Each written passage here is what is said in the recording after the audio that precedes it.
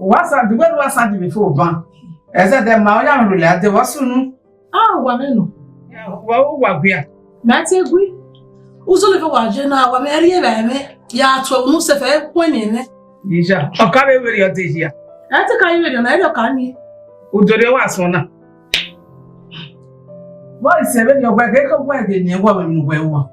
Yahweh, my upon you every Jimmy. Yeah, I mean, no way, where your work, when it's yet to time to know what that from was soon. A man, is seeing your back. No, we, eh? No, ya love woman. Oh, look, get her work of him, not soon. Oh, well, I want to go your work of him, no way, oh, money will not be so. Who offended, eh? Who ain't well offended? I know where, even you want my. You take that well, we'll tell video. Oh, because it's a caca.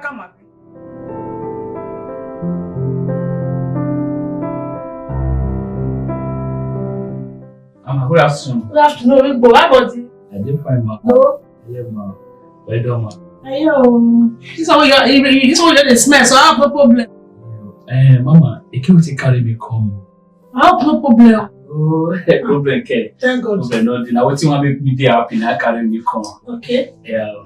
Now, but that friend, who's my friend? That fair one, we always say come here. Oh, there is your wakana. I have no problem. You go. No problem, no problem. You see me, I like her. I don't talk to her, but she don't really give me face. Now I say me I come meet you, you help me talk because I really say now you have help me talk to her, and I'm gonna come meet you. I beg you help me. We go. You say you don't feel force us drink water. Since I talked to her before, I'll still try my best. Me, I still try. If it good for you, it's good. I'll try my best, yeah? Thank you. Why good job with you? Not kind of great one. I'll talk to her. No worry, I'll talk to her. Thank you.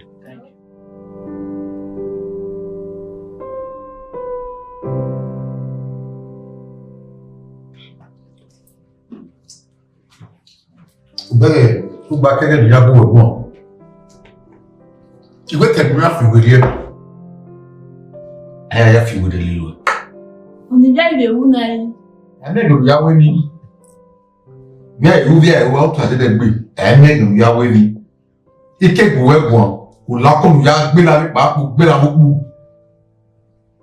àìgbò ẹ̀gbọ́n mẹ́mọ́ ọ̀rẹ́ wa mẹ́mọ́ ọ̀yọ́mọ́ ọ̀rẹ́ ìmẹ́ ìlọ́kàn wẹ̀ kàwé ìsìngbọ́mọ́ta kẹmàlì ìrìnlẹ̀ ẹ̀mù ní ayẹyẹ abẹ́rẹ̀ Nàìjíríà àwọn gẹ́gẹ́lẹ̀ gbọ́dọ̀ náà tẹ́ mata ní pé abẹ́rẹ̀ Nàìjíríà pé mi máa sẹ́ ní single mother ní ẹ̀dá ẹ̀mí ẹ̀wọ̀ pa ẹ̀wọ̀ bò ní àmà ẹ̀bí líle. Dé náà lọ sí ìhìá ọ̀ma lè máa wọ ní ìbẹ̀ náà ọ̀rọ̀ sẹ̀mí ẹ̀yìn àní. Báwo wò ní ẹ̀ mọ òwà ìgbèlá ìpapò ní mú ọ̀rẹ́ mẹ́wàá ìtumọ̀ ẹ̀tẹ̀mí ní wọ́wọ́ oya mú àrí oya tálọ mẹ́ẹ̀ ìfà gbẹ̀dẹ̀ mi àrí dọ̀nà agbọ́n yìí ẹ́.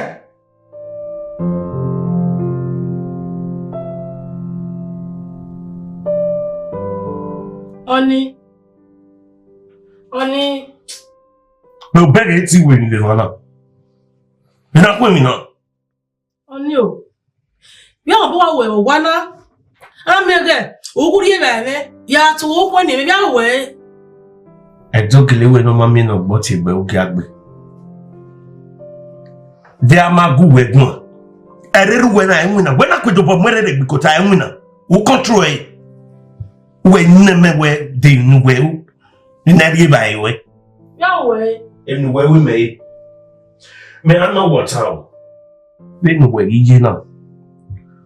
Oh no, ba. You way. Do a Facebook day live video. Don't look back where you were live video. Or you have a better like in social media. Mama solo. When I near where a him or in a doasun way. Mama, where I got one. Oh, ya do a live video. Oh, Mariwani. Oh, ya do a fear social media. Wake up some when I way. Equal need to social media. Me. Ego ma do it. I will do it. Oh, one of my way. Another time me way. Or kaku or social media or team. Ma who were an so who are more like a live video. Obey when I go to my way, you wearing no at time no. If I get because in a gallery class you were in a wobby. I got a cut in one. There came the cancel cut in Magai. Macaba do a cut. 1960, 1970, I can't again. Macaba do a cut again, again, cut in over. I wear new cut in the arena. I can never make cut again. Again, and I feel I'm having now.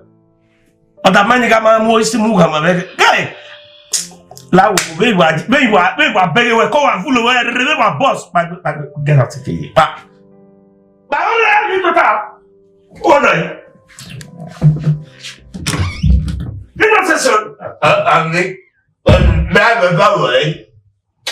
I'm worried. Yeah, check you with nobody not check you with. Oh, you're not checking tickets. Yeah, you're not check on my airport. You will hear.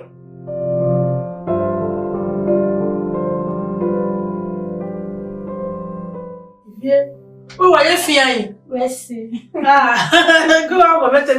We're coming to security. Where is secret about? Where? Emma, man, where you? I feel your farmer that bad.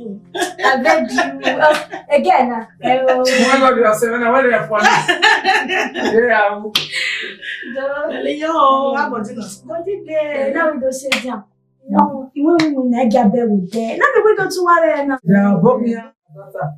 Who got one more say to when I must say? yeah, What's your one? Where are you see when I? Oh, God. Oh, if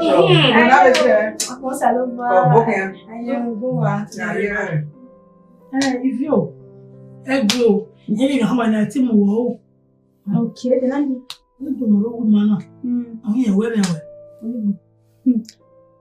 I wish of Cataman. So, man, Ovi Bono, Oviedo, or Heke, where the Lele. Or here on Jordan stop kicking in only Oviedo because I don't wear a woman out and a rose. Oviedo, Ian Oviedo. And no heck can no way they look more yelling. Oh, where I be about what Oviedo as you go. Other Zedo, other Zefresh, no remaining. Where I hear where you are. My bag of you go. Oviedo, Oviedo, South, Mamma. Nigeria mo ya kedu. Adoga wo ko na kana. O wa me no boss ti gba obewe. Who are we? Mama ya ni. So do my sister. Wa adoga na tama we na mi apa wa tama we. Na do better mistake. Na do ari breast we dera ko. E ge o le do mu. O le ami we ne ba no do agbaja no.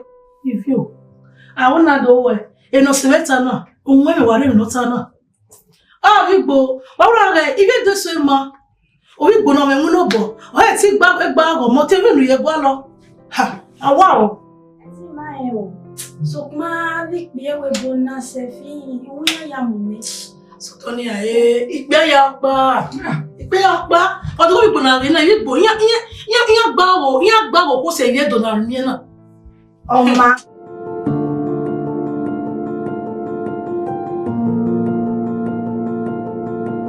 Baby, hurry up now. I can't, baby. This one is not finished. I bet. You know, supposed to be at me, you'll get this shoe. You don't get finished now. Hurry, time no day. Now you to carry Jack now. Okay now. I come and check the cook. Ah, wow.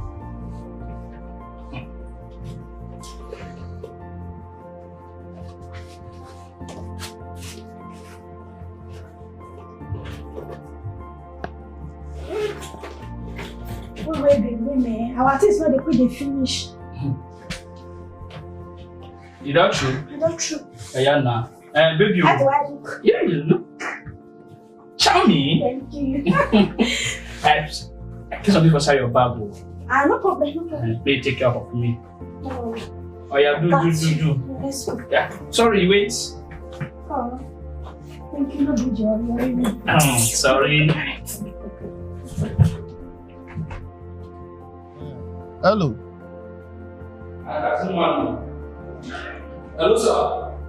Yeah, they done. Okay, I call down. I will start your taxi self. Will you come down? Okay, I did hear now. Thank you, I sir. like the process.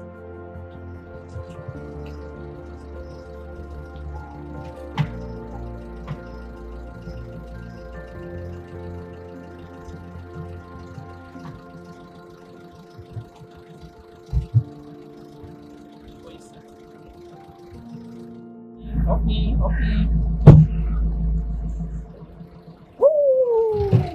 Be good.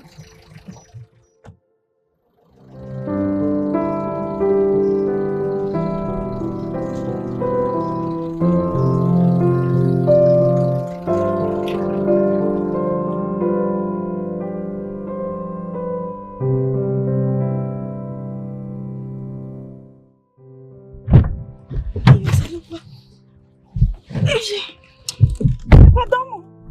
On m'a remis hier là. Aïe, c'est. Bon. C'est pas vous. Aïe, on est là pour bé. Là wa di. Là ouais, on se wait here, but find the wait here ni do mu we. Ya what ya? I say. Ko, na do ahia. Là ouais, since then ma we ni we ya mu we. Mi ya mu wa wo ni be ya we. Yen go be do kin ka ba. We are doing.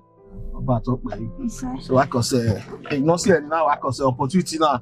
Even why is a get go egun because since then when wife imu since then so my opportunity ya go egun o si when in well I can say really me ye already do no my meta yi when meta because imi we obi edo worire ni apo boyo yi ologo I can say tazini me wa una ime wa we una iya akụkọ m ihe akụkọ ahụ mo understand ko ya wi nguna no nguna Ma emu tala mo ma wosun kinodo ma bi we ma we kinodo wosun because of you boy you no we gbe lare o do wa eva wa making wa ina mi gbe ebi ene you way wa ge ne la janze ona we business abi to gbe for no man your pay we you me but we no ro ta wa because do we wa ri o ye wo da pick you na tell you asan since we were to here udane no tell no so na we gbe ile oni mi wa who no says any my va abu mo relationship in area do ma no me it wore o message o no ma teta yi go get wesi igwalo ese no ra iyan won yen ne gbo so pa no go da o lawo ya ri mo to bo da o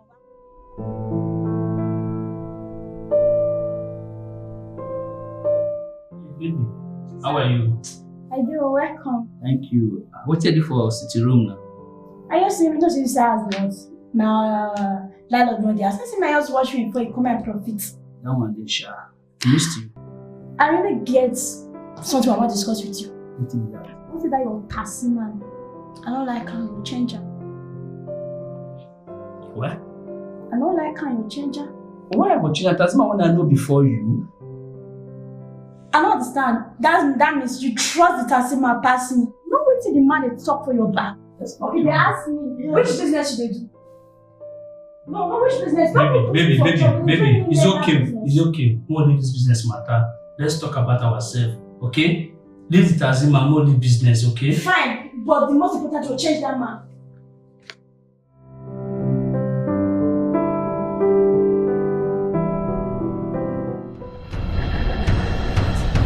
You're still what the money will never do.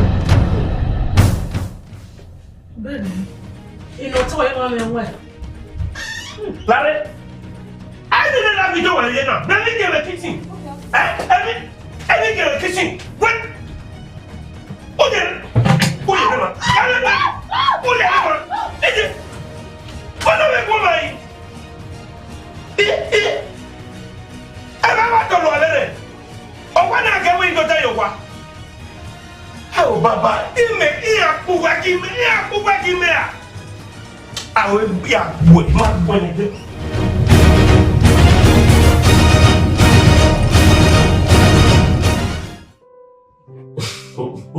You know, man, like them. No one. Mama, may I get back to you? I'll call you later in a visitor. Okay, now. What's in your bar? Mo give Uruwe call. What's in when you work, I use the streets now, you know. Until we are calling when they are a family group call up back. So, man, I tell you, on Japan, you won't sour any out. On January, on penny, or be little. Go, you may go anyone. Maybe me having no well. Eru we jouer. Iyan ke do biwe do nwa sebiri ha. Unu gba we ho iyan ibiede o ezo igaro eriomo amami wa de baby food. Ado me we social media agina ya ho. My sunu etedemede. My sunu re. Vana me wogi me na luga ena. Oh, ni many you want. Yatama with pain you are. When many you want, then my web one, oh, one never my worry. Then my web one, where I click a Facebook event. Pa, first person will come here. Can you imagine where oh, one me call a day if I ain't again? Ebo no arototo ona amukwanguwe mena owe okwe e corona no mana lo mask no keme ya gbewe go to Africa e ba Africa no me yi wa yin do o ga ya si Mata.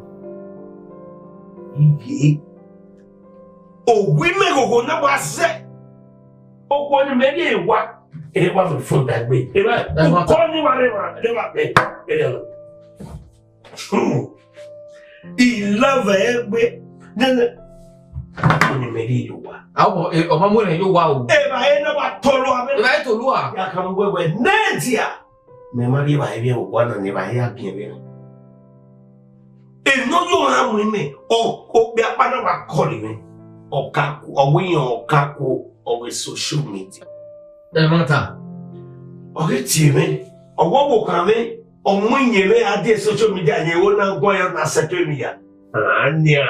Inwa woni something na wa fi phone yo. We no ti say mani. E ka one time, e me social media no be na. Odo wa me, odo to to yibo vedian. A me to to yibo vedian. A gbegbe gun, a wa piefo bi wa so ta. E ka ta wori ya mi dibun wa. Gbe me vedian na.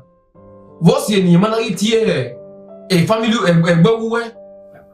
Ya ti mo ewe. Onye you have women. Na begin na so na be gwina na.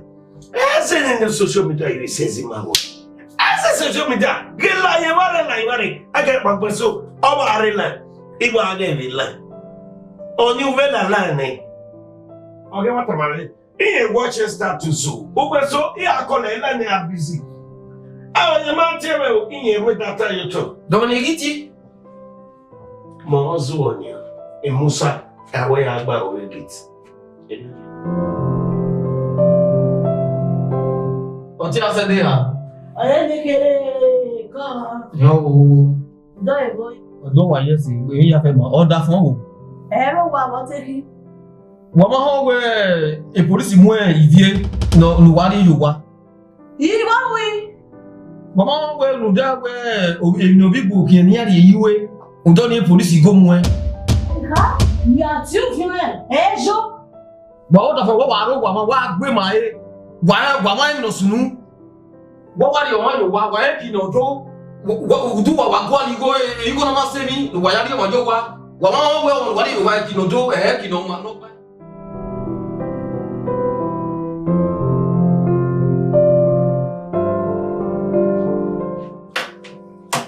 Like a female boy, man. Hey, let me hear. Yeah, boy, yeah, boy. To Zimbabwe film. Hey, road near in there, up play. Orina, you mean? Who be that? Only one of us. Use your man. Open.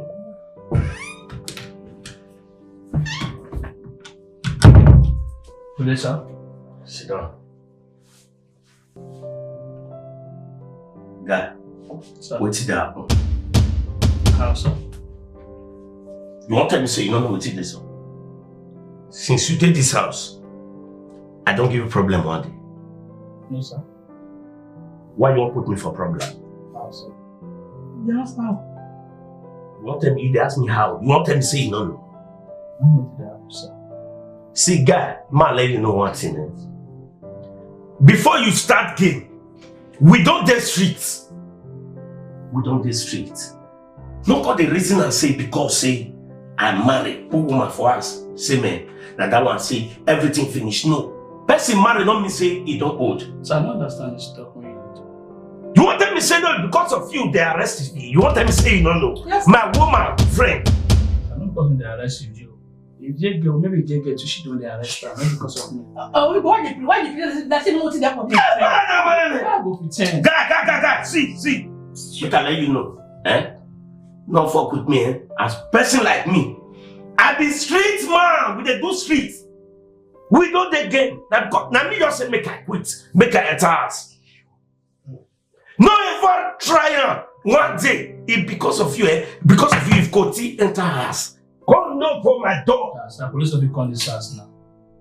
Make I beg you now. Make I not because of you. If I because of you go Nigeria, I come back, guy. I go Nigeria, I come back.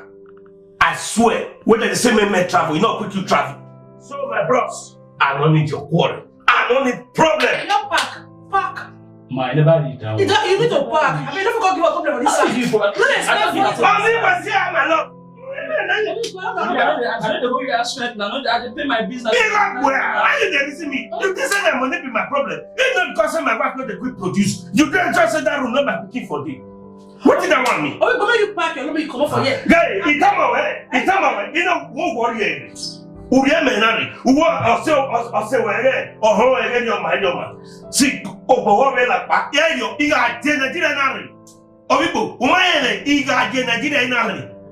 I want to make travel. I can't travel. Park now. Yes, linear. Yes, linear. Before you park, I better go search you. Look at me. I don't trust you again. Hey, you better not put in my house. Now you got my house. No, why don't you search my room now? Why not search your room? I don't know about anyone. Go up and tell me. You get Obibo, park. You park.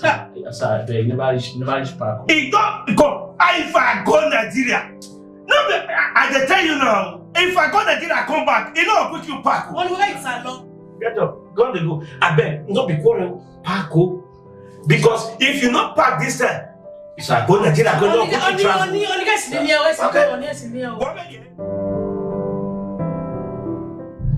Alright, sir. Bye, sir. Okay, my dear. I need to know you. What is wrong? Give me that. Who is that? Come here. I'm sitting there inside. What do you mean? Why did you call my parents?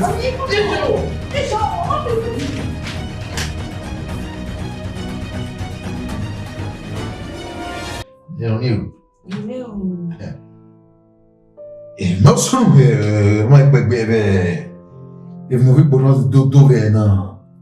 Apa non Dio. Ende querer me eleger. Then mana rowa. Wa ko wana ya pe mo gba. Egbe wo me yo ni ma we yan gele mu ivie ye gan. Oh. Ube ya ube egbe de yo. Pa mo ti o, wa mo me o. Ogba to kole my team. You can kole your team. Me ne gabon. E gabon we ya no gabe, wo wi be. Yesu no. Wa gele ma we yan gele ivie ye gan. E gage o. Agbon wo gbegbe o. Mi o. Then go wa gele we na. Igoni. Zeve or money no more woman. Okay, on magbe and if you say yeah, then you go by way, but you don't do so if you way. I'm way hoy. Ni now I have business. You where business. Then you go say I have business. Hati to a guy. So what man? Oh man, je gan. On a la jama mi no je gan ba.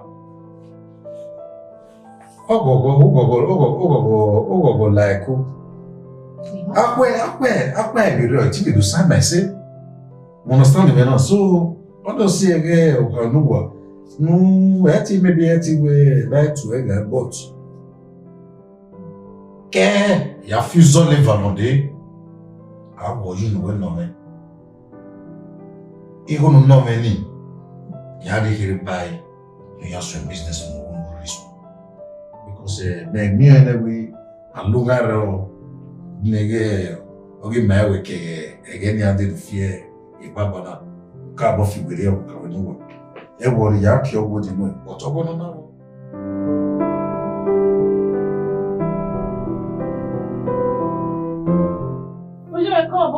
No, boa. Yo. Da fono. Ama aqui no so wa. Oh. Yo je. E wa no so no ifi ni agwe am, wa so no wa wo. Nyamiri go be gonori ma wa. Ifi me ga nyamiri ga aki mo ozo. So se na dina. Ai me gbelu je be. Ya ma mi se o je me. Ko wa he mo ni akadari ade. Amega so pa no ba ti e.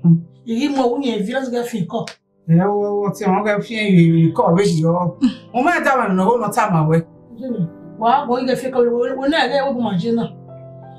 No bala le fun me. Wo gbalugbe ti le fo we. Asara so ma we bi da. Ma da we go do to ma we. Ma go do je na. Oh. Yo, pa ti lo ko na fe. Wa no. Obi gbo ni ri emeji a. Ha, gbe wa bo mi. Akana no bi gbo wa iwe he ni. Obi gbo. Obi gbo ta ta me gi no obi gbo. Obi gbo na pa aye wa. Yo ba yiru gbagba. Obi gbo na obi gbo ki je wa ya. Ati wa ba yiru gbagba. Re ba. Yi wa no he o ma ha ke no ru gbagba. Na do sala kwa ma gi wa. Do mi ga gba gbo to so bo wa. Ma ma ja kiri ro.